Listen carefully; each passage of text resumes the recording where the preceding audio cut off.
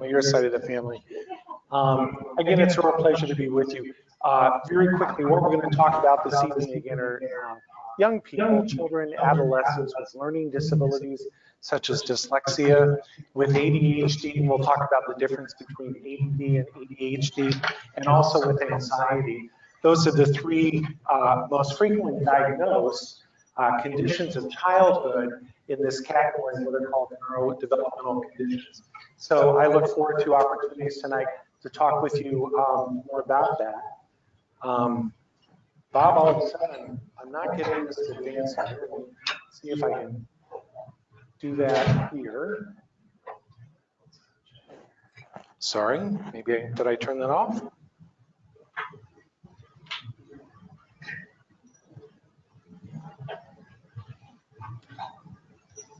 Again, thank you for your patience. You all should have copies of the PowerPoint slides. Also, I think I've got about 4 handouts as well too, and some information about annual services. Let me just kind of quickly tell you very briefly about my background. Thank you very much. My undergraduate degree is in special education, so I started out as a high school special education teacher down in Franklin, Indiana. I grew up here in Indianapolis. Went back to get my master's in counseling a few years later because I saw that while I felt like I knew a lot about how to help students instruction in the classroom, I was working again with high school age students, and in many cases, in fact, in most cases, the teenagers I was working with, brilliant young people, but they often had lots of anxiety or depression, whether it was formally diagnosed or not. They just had a lot of issues related to their identity, their self-esteem, how they felt about themselves. So I went back to just learn more about that whole piece of the pie.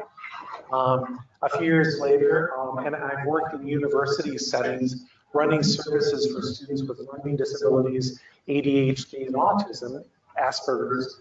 I've done that at the University of North Carolina at Chapel Hill, the University of Connecticut, where I got a doctorate in special education with a focus on working with college-age students, and then more recently, Washington University in St. Louis. As Bob said in his kind introduction, about the last 10 years, I've been working at Children's Resource Group, or CRG. We did start 27 years ago working with children. The funny thing, children grew up, but their needs didn't necessarily go away. They often changed over time, as you well know. So we go by CRG now in part to just convey that we, again, work with children, adolescents, adults, and families. It's a behavioral healthcare practice at 91st and Meridian. I work with psychologists, psychiatrists. We do assessments and evaluation for these conditions. We do family therapy, individual therapy. Our med providers, we have 2 psychiatrists, 2 psychiatric nurse practitioners. They can look into, work with you on medication issues if that's something you or the individual wants to pursue. We've got a team of nurses and a great front office staff. So what I'm doing there primarily is what I did on campus. I teach study skills, learning strategies. I'm a life coach. I do career assessments, and I also help students and families during this college search process, particularly if that's a student with a disability who might need accommodations in college, or help just figuring out, how does this work? Is there special ed in college? Can I get extra time at my university? Interestingly, a lot of families continue to have a lot of questions about all of that. So I can help with that whole transition process if the person I'm working with is going off to college too, okay? So again, what we're gonna talk more about tonight is first of all, this concept of hidden disabilities. I think it's really important out of respect for the students that we're all here about to talk about that first. Then I wanna just provide a brief overview, some factual information about conditions that you know very well. Again, learning disabilities, ADHD, and anxiety. Knowing that in many people, those coexist, right? That coexistence of these diagnoses, whether they're formally recognized or not, is the rule rather than the exception. So if you have one of these diagnoses, it's very typical that you might have at least one more. So we'll look at how that all intersects. We'll talk after that about a broader term that I know our educators in particular here are very familiar with, and that is executive functioning, this umbrella term that I think gives us a better understanding of the functional impact of these diagnoses. It's one thing to know about IQ achievement discrepancy scores, but what does that mean? How does that affect how Johnny or Susie learns? How does that influence their ability to do their homework? To what extent does that influence how they can pay attention in class when they need to be learning? And so we'll introduce the executive functioning framework there to really give us, I think, a more practical way of just kind of understanding the how does this affect him or her kind of piece of the question. Got a few suggestions about working with sons or daughters, students at home. And I'll understand, and I hope that Bob and Lisa might also jump in or affirm or indicate some of the same things are going on here at this great center. And then also some suggestions about working with teachers and other people in the Families Constellation at school. We'll stop about 8:15-ish and see if any of you have questions or answers. We'll also have people who are listening and watching online have a chance then too to type in questions. Bob will read those and I'll try and tackle those. Just a preview there, and I'm sure this will make sense to you. We are recording tonight, obviously. As soon as we can, probably within the next week or so, what we'll do is we'll post this recorded webinar on the CRG website. We have a YouTube channel that you get to from our main page. Lots of other webinars there. They're all free. You can watch them as often as you want at your own leisure. You can share them with people really easily. This will become one of those. So when you're asking a question, let's respect your confidentiality, your child's confidentiality, by not using names, if that just makes sense to everybody. And I'll do my best in the few minutes we have to hopefully give you a decent answer, at least as a starting point, okay? Happy to stay after for a few minutes, depending on the center's hours, if anybody just wants to kind of talk one-on-one as well. Okay, so again, we're really glad you're here. Nice turnout tonight, and let's kind of dive into some details then. When I do presentations on this topic, I like to invite you to just think about what might seem like an odd or simple question. But when we look at the two photos, my question is, which student has the disability? Okay, raise your hand when you have the answer. This is a polite group. When I lived in Connecticut for 6 years, growing up in the Midwest, I didn't realize how polite we were until I lived on the East Coast. No offense to any of you from the East Coast.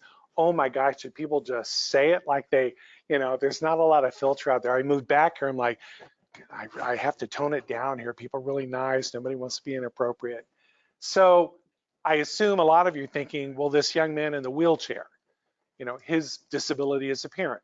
We don't know what's caused it. We don't know if he was born with an inability to walk. We don't know if he's been in an accident, but it's a very visible, noticeable cue that he has a disability that the whole world will notice right away, maybe have a few questions about, but not question the legitimacy or the existence of his disability, right?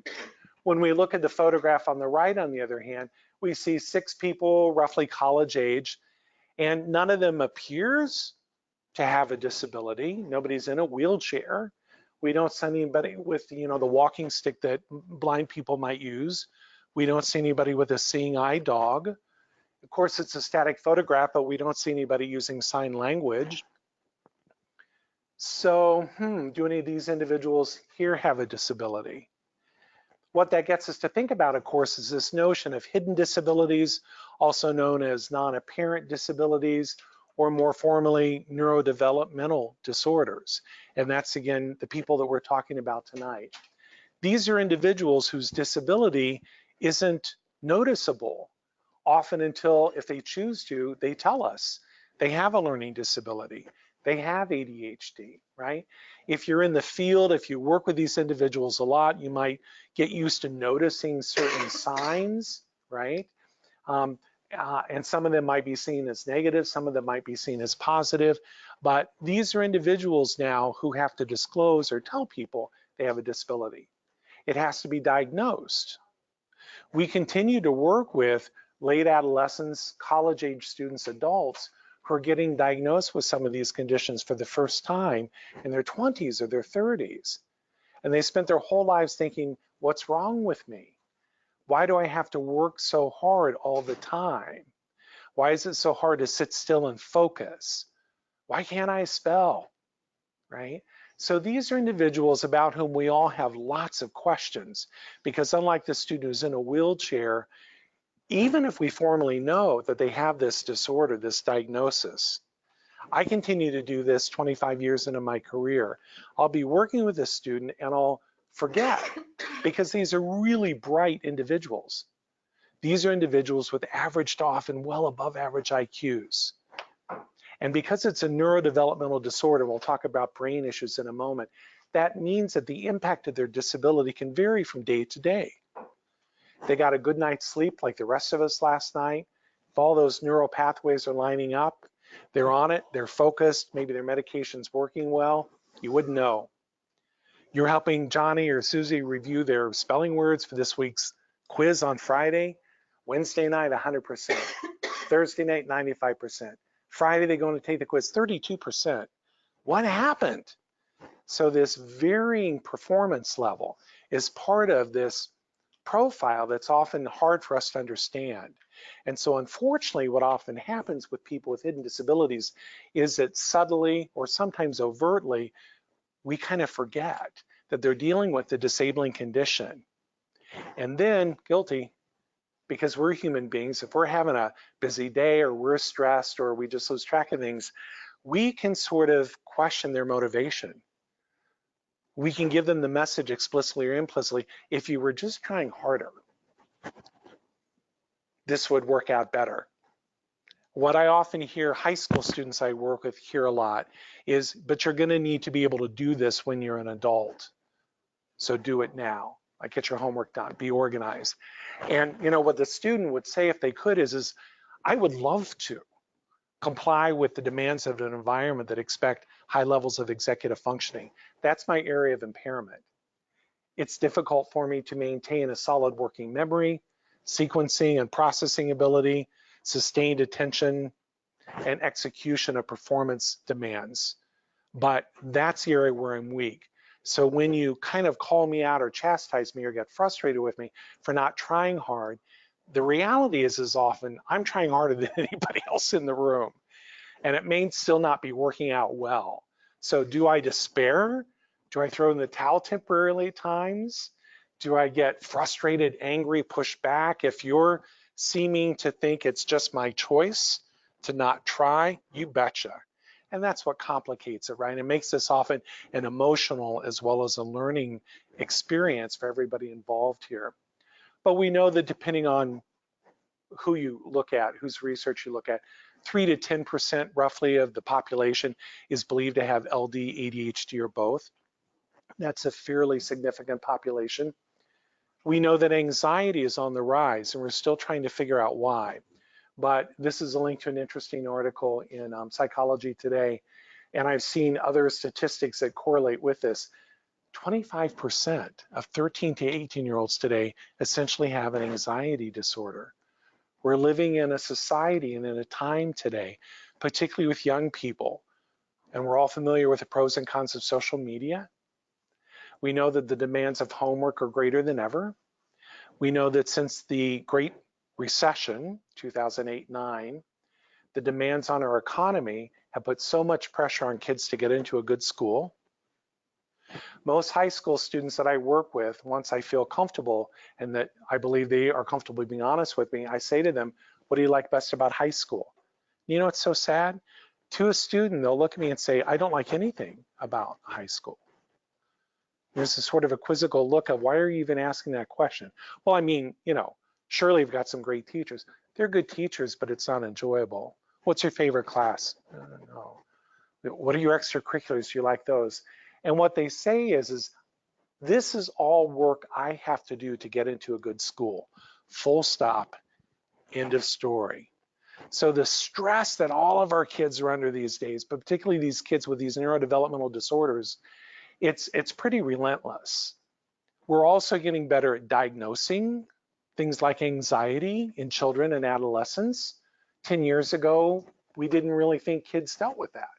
That's an adult thing. What do kids have to be anxious about? Dr. Julie Steck, a psychologist, co-founder of CRG, one of the webinars you'll see on our website that's very popular is one she did by that title. What do kids have to worry about? And she talks about anxiety in depth there. So these are pretty systemic issues, fairly widely diagnosed, and we're getting better at accurately diagnosing them, which is a good thing, because that helps us understand what that individual is going through, and it opens up some treatment plans. Again, these are individuals usually with average to above average intelligence, often just whip smart. I'm not a psychologist, so I don't do evaluations, but I work with a great team who does. And I love looking at the reports, either from our team or from outside. You know, IQ's often 110, 120, 130, sometimes even 140. These are often brilliant individuals. Can they get their homework done? Kills them. They're flunking their classes because they can't get their homework done. Lack of brain power? No. Lack of executive functioning? Yes, and we'll talk more about that. Again, inconsistent performance. So from the outside, it's easier for us to think, well, try harder.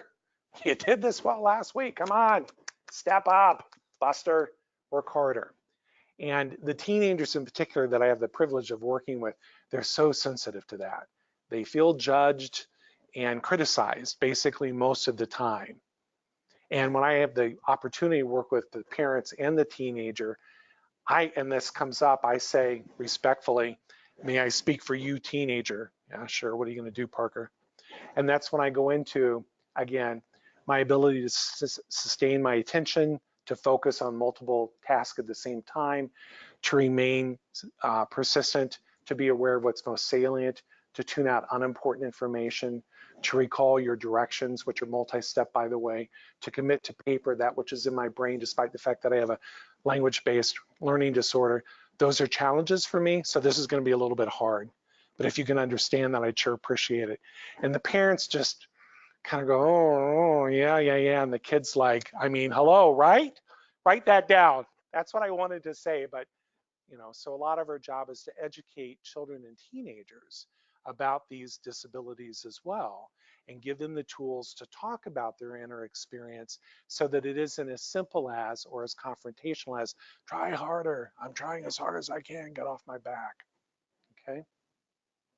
Again, these are usually passed on through the DNA, right? That also means that if your children have been diagnosed with a learning disability, ADHD, anxiety, it's much more likely that they in turn, if they have children one of these days, that at least one of their children might also inherit this.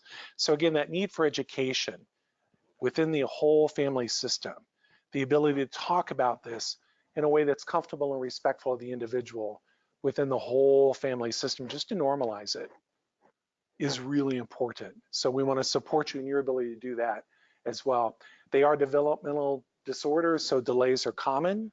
It's been scientifically true for about 30 years. We've known it for 30 years, it's been true forever, that the emotional development of teenagers with these disorders, particularly ADHD, is usually about 3 years behind the average. So the 18-year-old who's upset is going to act like a 15 or a 14-year-old at times. And you're just like, what just happened to you? You know, the good news is simply a few years of growing up, maturity, myelination in the brain continues, frontal lobe development continues. By the age of about 24, 25, time is going to take care of some of that. But see, along the way, while their brain is maturing, if they're not understanding why they're so frustrated, why some of this stuff is so hard for them, and what they can do about it, then by the time they get to 24 or 25, they may have thrown the towel in unless we intervene sooner, right? They may have given up. They may be mad at society. They may have given up on themselves and thought, oh, I'm just stupid. You know, that's the biggest fear that most of the kids I work with have at one point or another. And in my work with them, I try and get to that respectfully and gently with them after they've had some success. You know, and I just do by saying, oh my God, you're one of the brightest kids I've ever met. They just look at me like, why are you yanking my chain? I'm like, no. Let me give you some feedback about what I notice about your intelligence. And the other thing that goes along with that trait in these kids, resilience, right? These kids, for the most part, have more staying power and a greater ability to hang in there and get up the next day, even though they were knocked down 4 times yesterday, and try it again. So I also get to say to them, that's what I love about having worked with college students and continue to mentor some of them informally after they go into adulthood and have families and their own kids. I watch their life trajectories, and I get to say to the 14-year-old, you've been challenged in a way that your peers haven't yet. I'm sorry that that's happened to you, but it's going to give you lots of tools and strengths that your peers don't have yet. And those peers, not taking anything away from them, but the ones who are getting A's because it's just easy, First time they're in college or grad school on the new job and they finally run into something that's hard for them. What is this? How do I deal with this? Oh my gosh. You are learning from the school of hard knocks as you go. It's making you tougher. It's building your grit. It's increasing your capacity to bounce back and to stay in there. And that is a major life skill that has enormous value. And again, sometimes just sharing that with them, you can just see the reframing start in their head. I hadn't thought about that, right? One of the handouts in your packet is called Famous People with LD and ADHD. There's a photograph of the swimmer, Michael Phelps, on the front page. Charles Schwab, the investment banker who does online stock trading, has dyslexia. He found that out when his kids got diagnosed a number of years ago. They were filling out the parent forms and he kept saying, well, that was true of me too. Well, I do that too. Yeah, that's true of me too. And found out in the process. So he and his wife, Helen Schwab, have a foundation at Stanford that's designed to promote accurate but positive use of having LD and ADHD. So if you visit their website, one of the things you'll see is this list of famous people. Tom Cruise, Justin Timberlake, share some of the celebrities, but they're athletes, they're government people, business people who are all public about having LD or ADHD. And the lovely thing, and when you click on their names, a little bio opens up, they talk about how they have come to see these traits as being assets that contribute to their success. And they talk about, I'm the hardest worker you'll ever meet. I had to be to get here. I think outside the box. I come up with the ideas nobody else even thinks of, right? Squirrel, shiny object, brilliant new idea nobody else is thinking about. Made $1 million on it, thank you very much. Richard Branson, the Brit who's in charge of Virgin Records, Virgin Airlines, famously talks about he's the idea guy. He hires people to take care of the details. I love that. And he laughs as he says it, but he's exactly right. So he did what he needed to do to get to the point where he could make enough money to hire a staff to keep him organized. He gets to just think of all the great ideas now. And the world's a better place for it. So again, we want to respect hidden disabilities. We want to recognize, though, that they're valid and real. Just the word disabilities itself. I know that that can also be an issue of great contention. And I know a lot of great educators and colleagues in schools who would never use the word disability. I don't think there's a right or wrong answer to this. Here's my experience. They don't use it because they don't want to put the child down. They don't want to limit them. They don't want to stigmatize them or hurt their feelings. What I've learned from college students across 2 decades is this is disabling. Not all the time necessarily, but at times it really is. And if you don't get that about me, you're missing something. You're not paying attention. So if you respectfully and in an informed way acknowledge my disability and help me continue to learn how to manage it, you're not putting me down. You're giving me some truth and tools to understand what I'm up against. And you're recognizing how hard it is for me, despite on the outside, it looking pretty good on most days. So the way we present those words and that message, I think in the long run is more important than the words themselves. But it's the students I've worked with who've taught me, oh, it's a disability. Let's call it what it is. You know, when my roommate can go to bed at 9 p.m. and get an A on tomorrow's exam, and I'm up all night, maybe because of that in part, because I had a hard time getting started early, so I'm procrastinating. I go in and take the test and get a D-. There's something harder and more challenging about my approach here. It's not fair, I don't like it, I want to get better at it. It's really shutting me down at times. Food for thought. We're going to talk now about each of these 3 conditions. Let's start with learning disabilities. We know that in schools, K-12, SLD, specific learning disability, is the category under which students can receive an IEP. They can also receive 504 plans for an SLD. They're typically either specific to reading or written language, which can include spelling, the actual motor task of writing, what used to be called dysgraphia, or just the ability to get your thoughts on paper in an organized, cohesive way. Sometimes these are students who say, could you just give me my test orally? Because that's where my intelligence comes out. And I can tell you with verbal words, everything you want to know. But if you put a pen or a pencil in my hand or a laptop and don't let me use spell check, you're really going to struggle to even understand what I'm trying to express here. Math is another area in which people can have a specific learning disability. NVLD stands for nonverbal learning disability. Technically, it's not a formal diagnosis.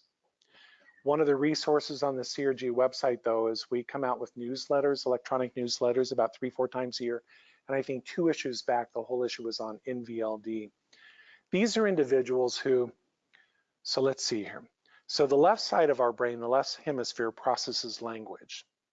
And so if I have dyslexia or a reading-based learning disability, language-based learning disability, what that means is that side of my brain doesn't process information as well as it should, particularly given how intelligent I am. Particularly, what will probably never be the case is that my phonological processing skills are automatic. What does that mean? Phonological processing is our ability to connect a sound to a letter. So by the time we're 5, 6, 7, 8, most of us look at the letter T and don't even have to think about the sound that that letter makes. For a brilliant dyslexic, they may spend their whole lives going M, okay, and it's just going to be a moment before that comes through. So that slows down reading, it affects reading comprehension, it affects spelling. So that part of the brain is what's impaired, okay? If you have a nonverbal learning disability, it is the right hemisphere that processes non-language, distances, shapes, facial expressions, humor, sarcasm, math, okay? I worked with a student yesterday who has an NVLD. And we were looking at an upcoming test she has in geography. And she said, oh, I'm terrible at this stuff. Remembering the names of these countries and their shapes. She said, I'm embarrassed to tell you, but she's in 7th grade. I don't even know the difference between a state and a city. So that conceptual information about spatial stuff, we look at a map and can infer all sorts of things from the outlines. We know the difference between countries and cities. We can memorize. She looks at it and she's like, it's a bunch of colors to me. And this is a brilliant young woman who has an IQ of 138. So the NVLD is another side that we're all learning more about. Again, the largest category of special education is students with specific learning disabilities. We know that we can, if we catch it early, do remediation. We can reteach. Hopefully, we can teach kids with dyslexia how to decode better, how to enhance their phonological processing. The Orton-Gillingham approach and programs like them are famous for, Linda Mood Bell is famous for going back to that level and reteaching the child through a lot of intense work over time, particularly if we catch it early, how to do this better and more automatically. That's remediation. Strategy instruction is what we do. That's, I'm going to teach you a better way to study for that test. I'm going to teach you a better way to organize your thoughts so that when you write the paper, you know what an intro looks like. You know what the body should look like. You know what the conclusion looks like. Technology, these are individuals who should, on a regular basis, be introduced to and taught how to use assistive technology. That's a part of when you grow up, you'll need to or get to that I buy into. When we grow up, how many of us don't do our work on computers with spell check? Yeah, no hands go up there, right? So increasingly, and particularly with access to phones and tablets, students have access to speech to text technology, or should. They have access to audio format books where they can listen while reading, or should. And we don't necessarily have to choose remediation or technology, but over time, I think we need to wed those to the needs of the individual and give them a lot of tools, and let's see what works best. Okay, do we reteach it? Do we help them bypass it by accessing that text in a different way, maybe through a CD that's saying the words out loud? Or do we say, no, you have to learn to read them yourself or you're not going to succeed in life? So there are a lot of different options that we know can work for these kids. Again, it goes back to catching it early. I know I'm speaking quickly. I want to get through these at least briefly and then open this up for questions. So thanks for hanging in there with me. Along the way, though, if you're like, please slow down, back up. I didn't understand something, please let me know. attention deficit hyperactivity disorder. Until about 20 years ago, there was a separate diagnosis called ADD.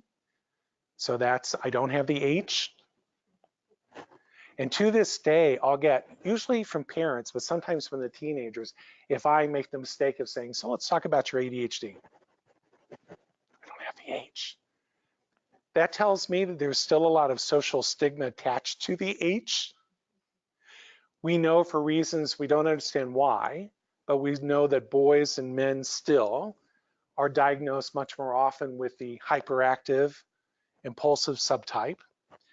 Girls and women, for reasons we still don't understand why yet, are more often diagnosed with the inattentive type, what used to be called ADD, okay? And then there's a combined type, all three. What all that has in common is that the frontal lobes of the brain, which is our manager, this is where we organize, where we plan, where we problem solve, where we think about our behavior in advance, come up with, how am I going to write that research paper that's due in 2 weeks? Where am I going to start? What topics will I focus on? Where do I go to get the research?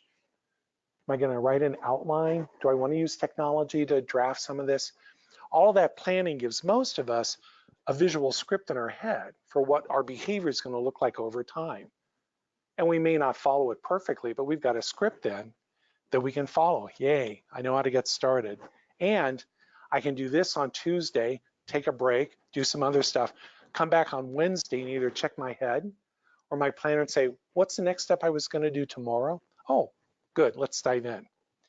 When I have ADHD, as Russell Barkley, one of the world's leading ADHD specialists, says, I live in one of two time zones, now or not now. So I can be the life of the party. I can be the captain of fun. I can be the coolest kid in the school to hang out with. But my ability to plan and view my behavior and stages over time in a way that's tangible to me, that mentally I can see that and then I can follow that script and execute it. No, that's the impairment. Why? Because the neurochemicals, very basic level here, but truth. And I have a three-dimensional brain model in my office, and I get that out, and we talk about this with students with ADHD. I want you to understand what's going on here. Let's demystify this.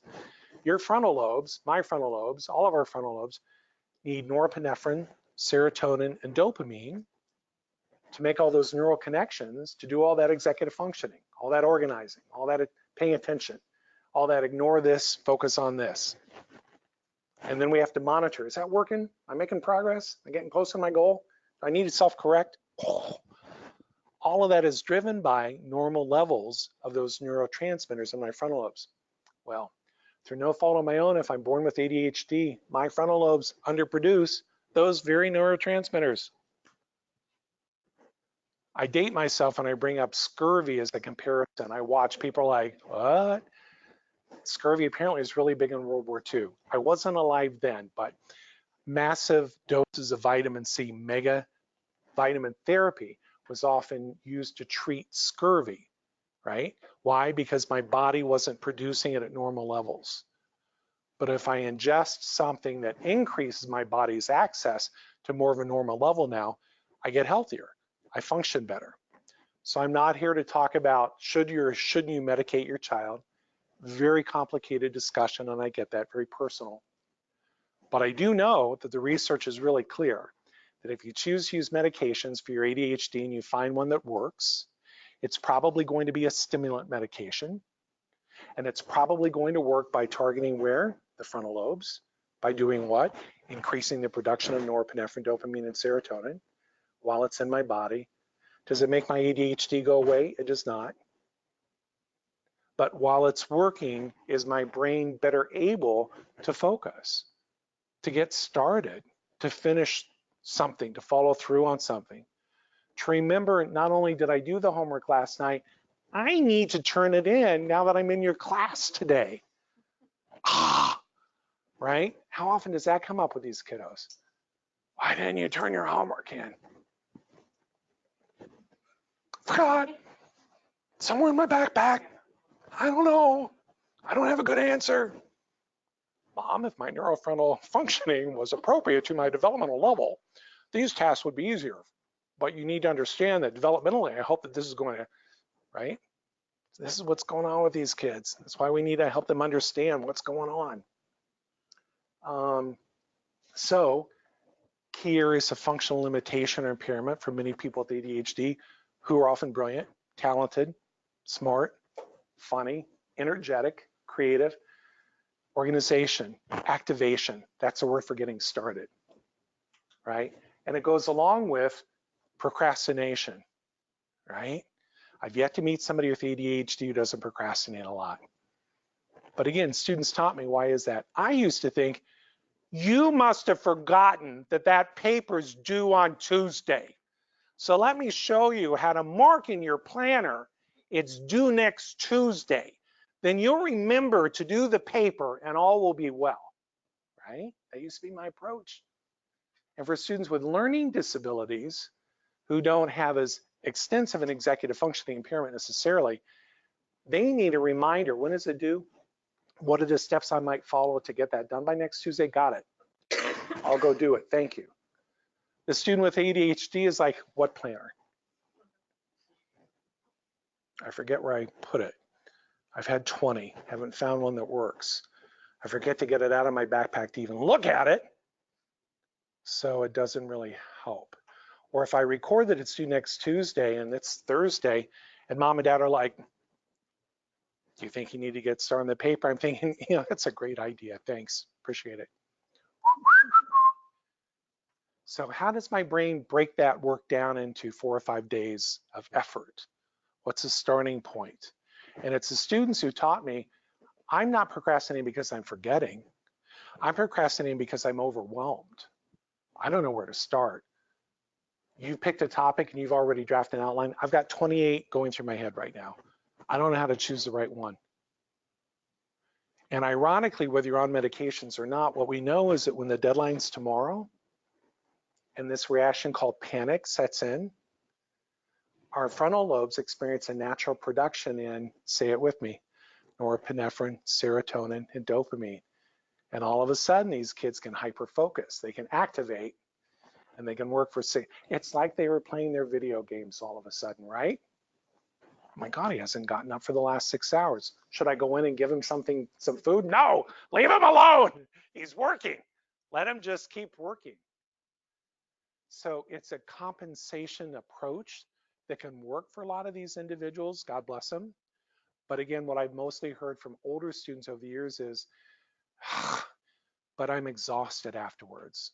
And there have been tears and I've been beating myself up emotionally. And why did I wait again, right? And the product, it may be okay. It's not the paper I could have written. It's not the test grade I could have earned. I really knew this. But because I couldn't get activated and started and work on this over time, I gave you my best shot and it wasn't pretty, okay? Anxiety, the newer kid on the block with young people. Anxiety and depression, but tonight we're focusing on anxiety. Again, there's a brain basis to this that I explain to kids, teenagers. I don't want this to be is it just me? Am I weird? What's going on here? It's pretty simple, really. In our limbic system, the emotional center, way in the core of our brain, people who believe in evolution understand that that's the oldest part of the brain. So back when dinosaurs were on the earth, if you heard one coming toward you, your body is wired to be flooded with cortisol and adrenaline. And your perception of this threat now triggers the fight or flight reaction that we all experience. So that either tells us run, get out of there, or prepare to do battle. Because this perceived threat has been read, recorded, and my body is responding to it. At its simplest level, that's what an anxiety disorder is the amygdala, the part of the limbic system that produces those hormones, those panic, those fight or flight hormones, is overactive. In ADHD, it's an underproduction of neurotransmitters. In anxiety, it's an overproduction of those hormones that make us kind of freak out. So if you have children who have anxiety issues, a very common idea that, or thought that probably goes through your head is really? This was the end of the world? You couldn't find your blue socks? Or your red socks and your green socks are in the drawer right in front of you? I'm thinking just put on the red or the green socks. Oh no. And this major catastrophic thinking ensues. And you're just like, why is this such a big deal? But in their world, in their mind, the dinosaur is charging through the woods in their direction. And they can't control the thoughts and the feelings and the behaviors, shaking hands, increased perspiration, increased palpitation, shortness of breath. I mean, there's some real somatic symptoms that go along with this, right? You've probably seen them, where this child, this teenager, this adult is just shut down. So again, usually what research recommends is a combination of medication that amps down that whole limbic system response, and particularly cognitive behavioral therapy, CBT, that teaches the person how to re-engage with those triggers.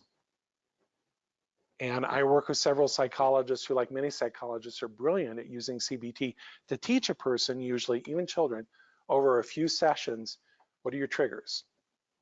What gets us going in you? When that happens, what are some different ways you can think about it to minimize the threat? How can you begin to recall, what are my options? What happened the last time this threat was in my presence? Did I die? I did not. Did I get in massive trouble? I did not. I was pretty upset for a while, but then things got better. Could that happen right now? It could. I don't think it's going to. I'm still stressing, but at least I'm able to identify right now that some positive outcomes may be likely here. And my whole system starts to just realign with normal. So again, it's treatable. I'm not saying it's easy, but it's another hidden disability where most of us look at somebody dealing with anxiety. And frankly, speaking for myself, it's very easy to think, really? This is that big of a deal to you? Like, quit making such a big deal out of it. Just calm down, right? Just calm down is akin to, just sustain your focus when you've got 15 other channels in your head that are on at the same volume begging for your attention. Okay, we can teach people how to get better at this. Medication can often play a role with ADHD and anxiety. There isn't a medication for LD, but educational interventions, accommodations, knowledge, self-awareness, self-acceptance can really help. Just that why, Doctor, you're coming up on 8:15. Thank you very much.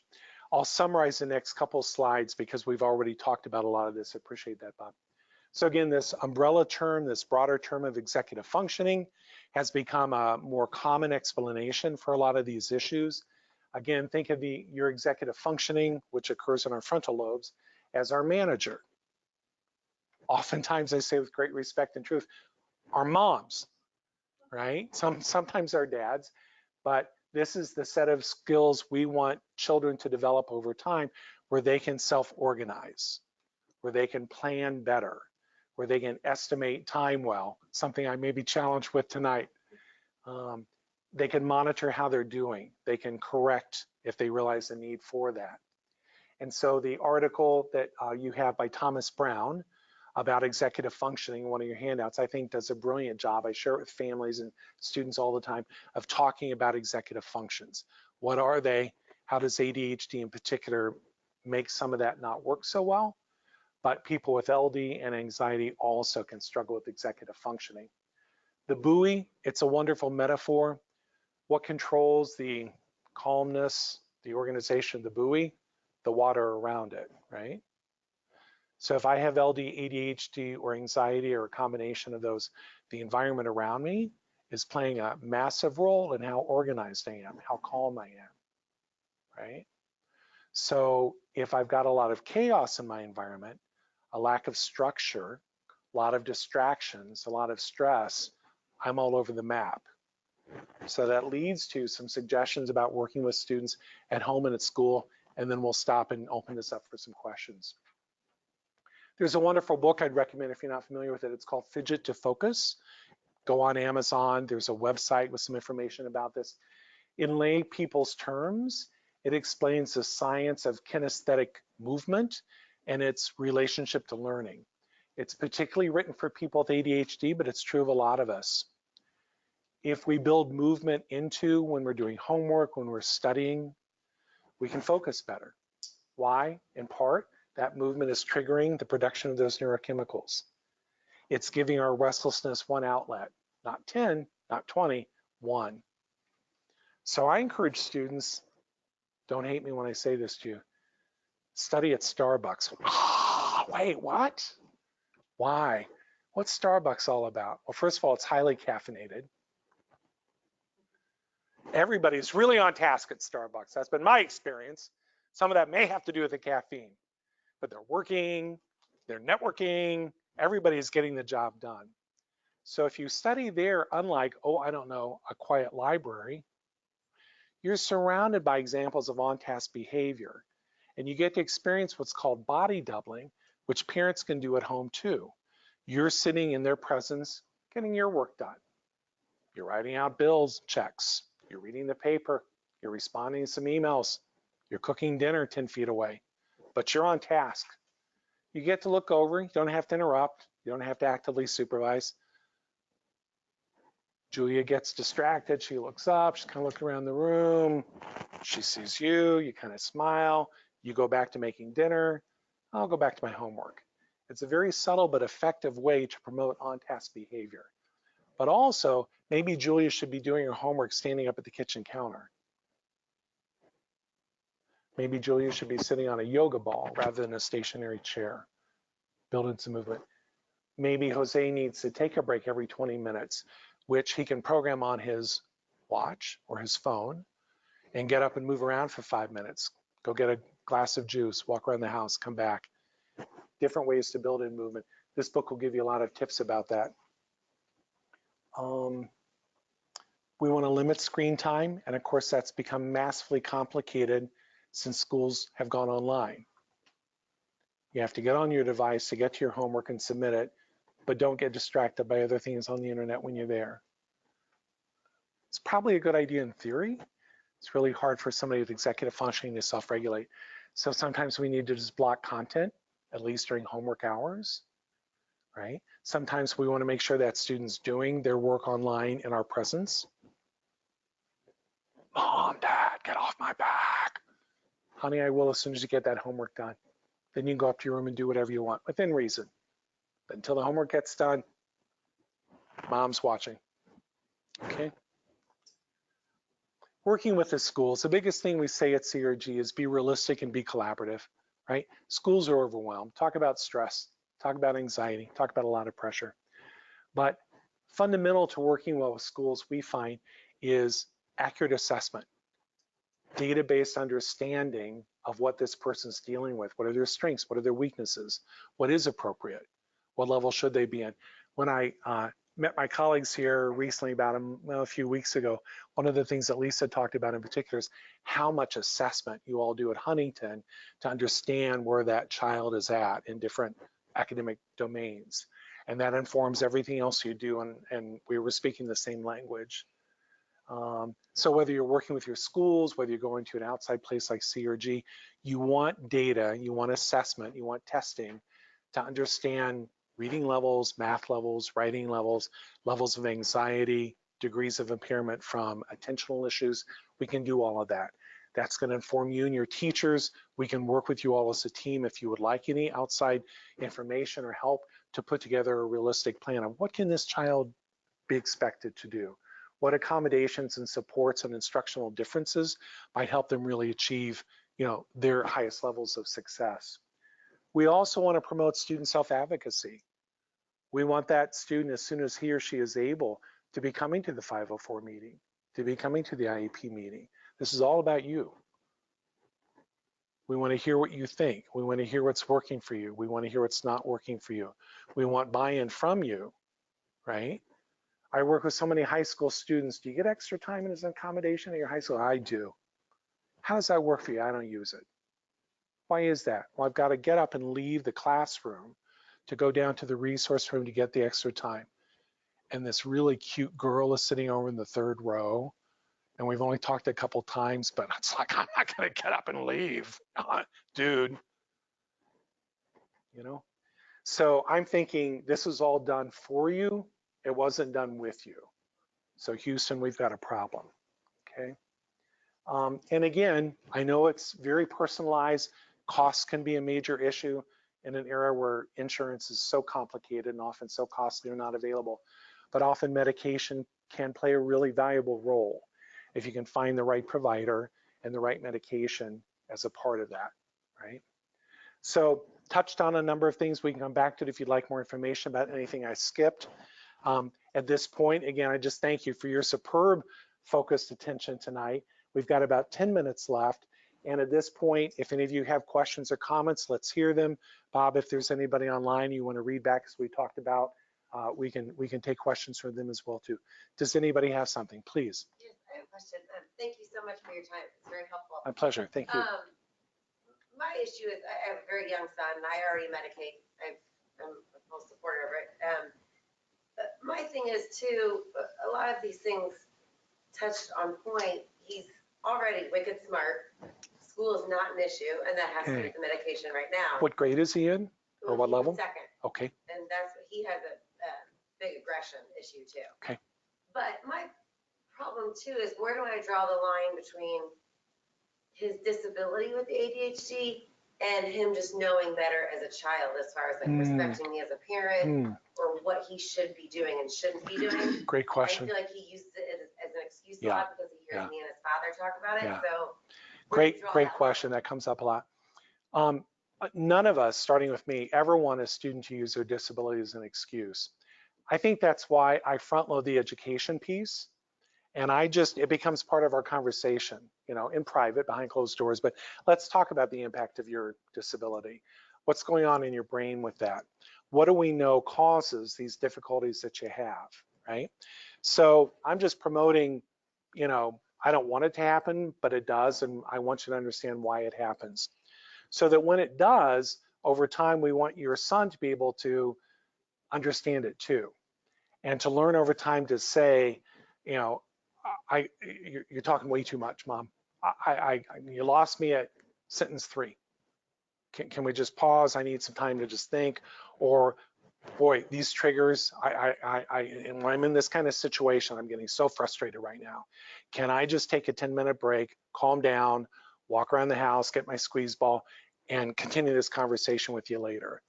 Whatever way that sounds to a second grader, we want him in his own developmental way to be able to do that better with you, with his teachers, with his peers, whatever, first of all. When that happens, it's an excuse kind of goes out the window. Because now we're just speaking truth. What's happening to you? What caused this? What can you do about it?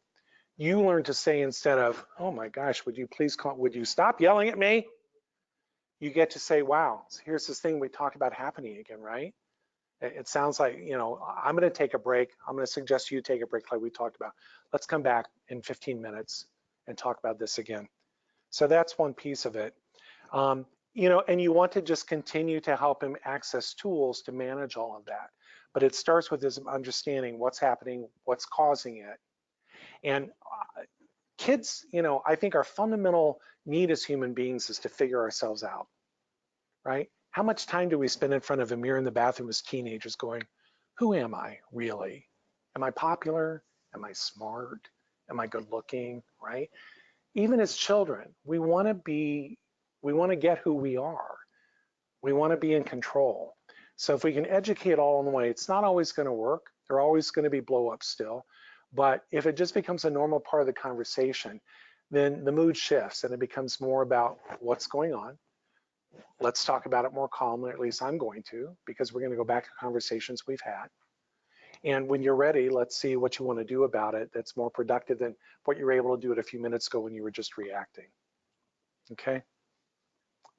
Bob. We have an online question, Doctor. At what age should a child be evaluated?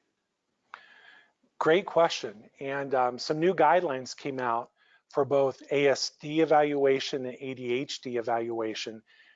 with ASD in particular, with autism. I know we're not talking about that in particular tonight, but in infancy, those developmental screens, 6 months, 18 months, providers are being given, starting with pediatricians, more information about developmentally what we're seeing at that stage, where we can begin to say to families, I maybe am not in a position to make the diagnosis, but we're seeing enough symptoms and signs that are not developmentally appropriate that let's watch this.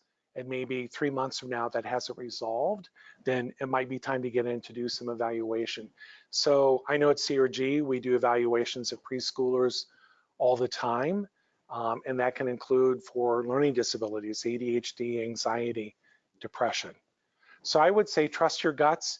We often hear from parents, my biggest regret is we're often told by well-meaning people, oh, he'll grow out of it, just give him a few years. Here he is going into high school and he's flunking and he hates himself and he's just not easy to live with. And back in 3rd grade when I'm like, there's something going on here and I know it. Listen to that voice. And if it doesn't go away, come in at least for an intake with a qualified psychologist usually, or a good developmental pediatrician who knows what this looks like, and say, take a look and tell me what, if anything, we need to do beyond this. The earlier, the better. Great questions. What else do you want to talk about? Any other questions tonight, please? I work at School on Wheels just around the corner, and Thanks for being here tonight. Thanks for this is awesome. I have a lot of kids at the shelter that I'm at, in particular, I'm at a transitional shelter, who have a variety of issues. Yeah. And I only see them a few hours a week during our tutoring hour. Okay. I assume trauma is often one of their issues. Yeah. And what a lot of the information here is great, but it's with the maybe understanding that mom has time or resources. And so where could I find resources that I could pass on to mom? I mean, the schools do what they can, but Sure. Everyone's run a little thin. Sometimes there are support groups for parents that don't cost anything. That's always a good start. You get an education, you get support, you get to network with other parents who maybe can direct you to other resources in your community. St. Luke's United Methodist has had an ongoing ADHD support group for a long time. CHADD, Children and Adults with ADHD, CHADD, is a national organization that has state and local chapters as well that run parent support groups, helping people find resources on the website. Again, if you go to the CRG website, we hope that our free webinars that are posted there might also be a resource just to begin to educate. So those would be some starting points. But I recognize the challenges that your families are dealing with and how you have to work with those as well too. I hope that helps. CHADD is the organization. It's CHADD. It stands for Children and Adults with ADD. It's a national website for people with ADHD, but they run support groups all over the country. And then Children's Resource Group website, which is here. We have lots of webinars on our website that anybody can go to and watch for free. We've got the electronic newsletters archived there from the last 7 or 8 years. So there, and we've got reading lists and links there too. So I'm just speaking about that because I know it. But all of that is, if you have access to the internet, and if nothing else, I think public libraries make that possible for people maybe don't have their own computers or devices. That's often a free and relatively accessible way for a lot of people to just get information. Thank you for asking. Please. You had mentioned an article by Thomas Brown on executive functioning. I don't see that. Do you have the title? I do. I've got a copy tonight. Does this look familiar? Do you all have this one? Forgive me, I must not have gotten it to you. If there's a PDF of I have something I can email, I would be happy to make sure that tomorrow morning it gets out there. I'll get that to you, Bob. Thank you. I'm so sorry. Thank you for bringing that up. It's a wonderful article. Thomas Brown recently retired and moved to California. He was at Yale for 30 years, along with Russell Barkley, probably the top ADHD expert in the country. And he just makes such a complex topic pretty straightforward. He's got his own website, thomasbrown.com probably.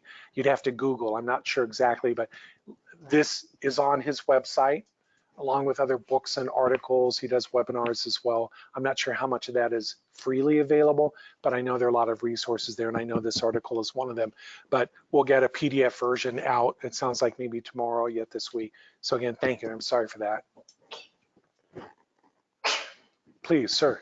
So what's the role of physical activity that can medically manage this? Can you just burn off enough energy to get to a place where things work a little bit better, or is it? Good question. When I worked at the University of Connecticut, I was in the best shape of my life. I don't know if you've been to UConn or not. It's a great campus. Have you been there? You're nodding. It's in the middle of nowhere. I mean, a place that says our dairy barn is the coolest thing to do here. You know, even if you like ice cream, after a few visits, you're kind of done with the dairy barn. So I went to the gym all the time because it was a great gym. And after work running the LD ADHD office there, I began to notice a lot of the students I'd work with during the day who I knew had ADHD were on treadmills highlighting their chemistry textbook. And I was like, shut the front door, right? First of all, if I tried that, I would slip off and, you know, break my neck. But then I was like, why aren't they at the library? So if I would never go up to a student in public and let them know I knew them. If you want to come to me, that's your decision. So when I saw them back in the office, I would say, were you at, last Tuesday night? Yeah. Were you on a treadmill highlighting a textbook? Yes, I was. I'm like, wow, talk to me about that. And what we informally began to hear from so many students, usually with ADHD, was whether I'm on meds or not, when I'm moving, when I'm exercising pretty intensely, I can focus better than any other time of the day or night, on or off my meds. And we kept hearing that so often that we began to look at what does the research say about it. And your natural production increase of those neurotransmitters isn't as great as the medication, right?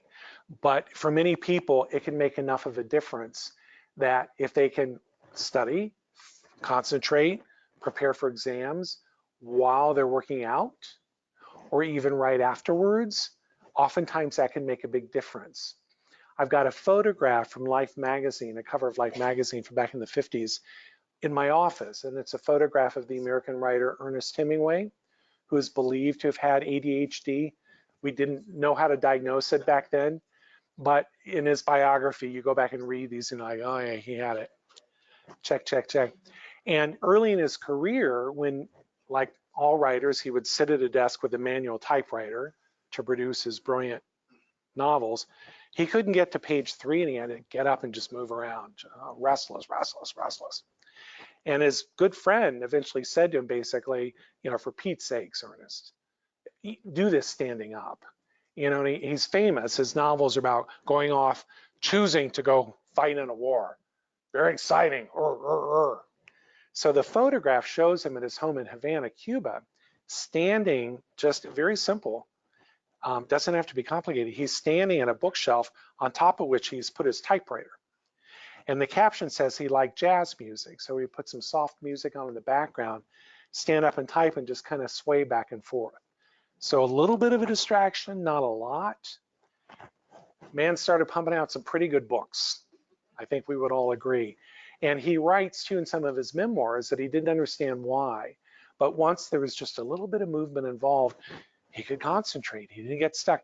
That drive to, I can't sit here any longer. I've got to get up and let some of this out, abated.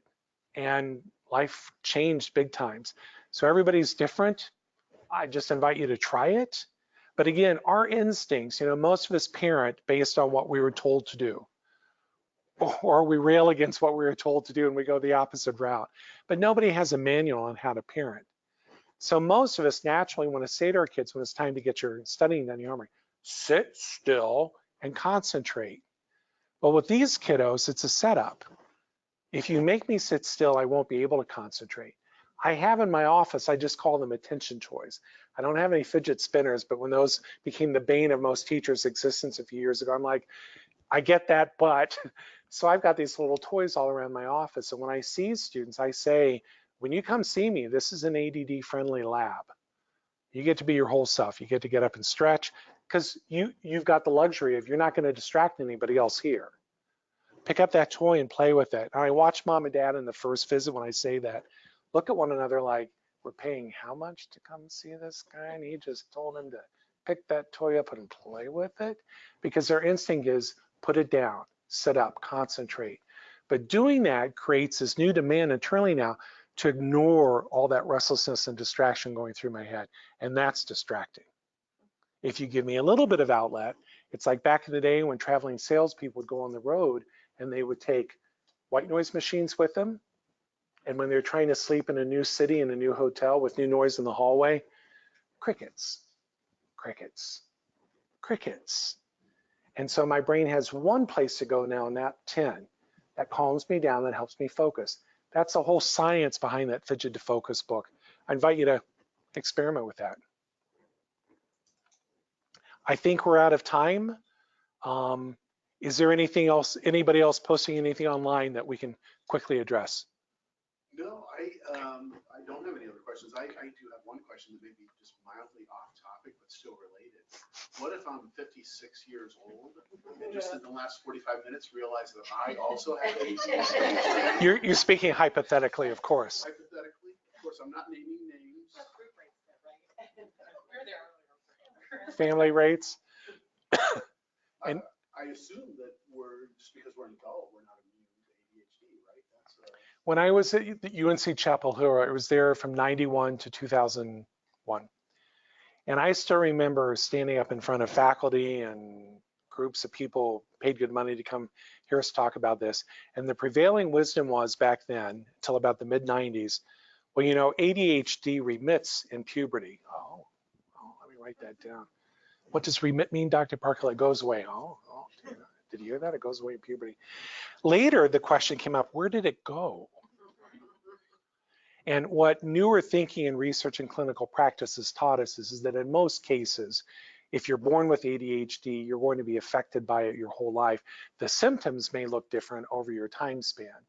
When you're 7, you may really be that hyperactive, stereotypical boy who everybody knows has it, is disrupting the classroom and the home, up, running around constantly, getting into things. When you're 17 and trying to impress that person sitting over in row 3, you know, you try and contain it. You bring it in. So you are socialized to manage those outward symptoms better. But on the inside, am I still really distracted? I am. Am I going to miss half of what you're saying while I try and contain all this over here? Perhaps. So it doesn't go away. It just looks different in adulthood. And the other thing, going back to the buoy, most of my work is with people transitioning to college. So when you leave home and high school and go to college and live on your own, that buoy just starts doing this, right, for anybody. But when you have ADHD, what you realize is that the external structure of living at home, Billy, get up. Susie, take your pill. Johnny, that test is in 3 days. What's the plan? There may be a lot of conflict involved, but you've got your external executive functioning coach checking in with you a lot, usually. And high school curriculum is pretty structured. You got your study guides, you got your weekly quizzes. You got the English teacher learns to say, tomorrow, topic due.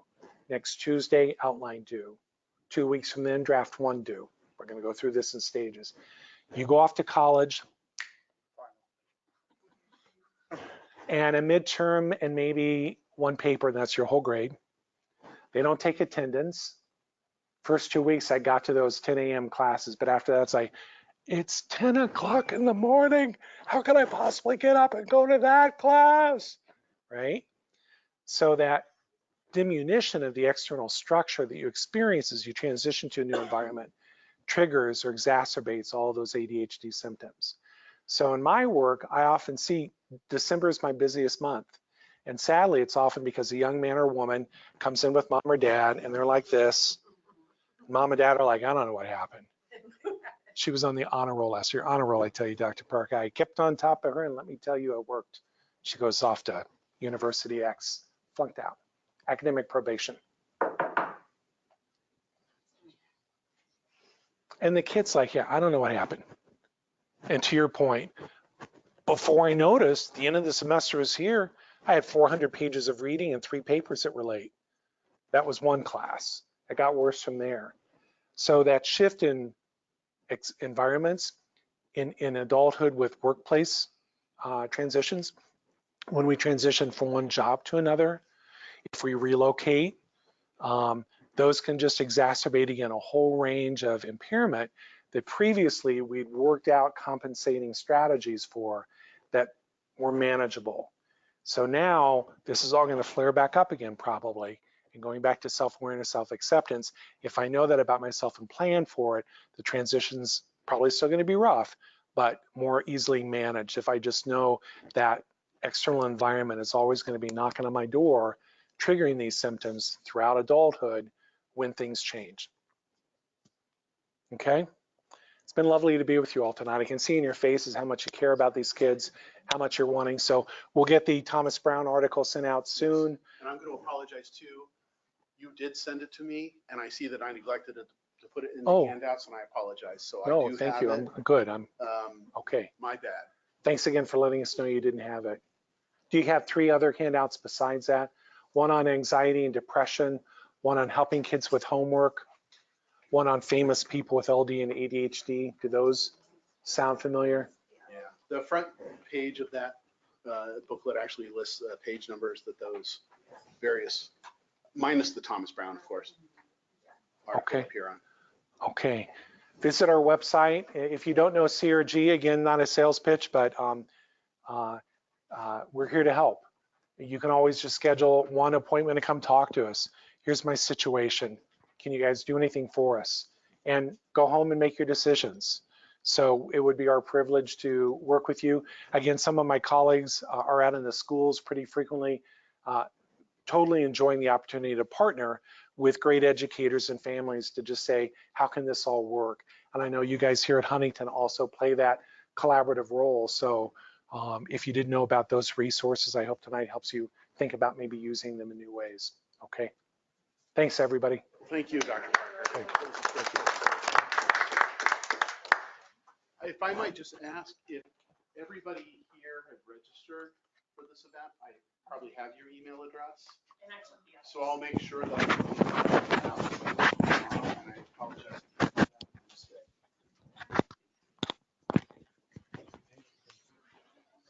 Very quick for you.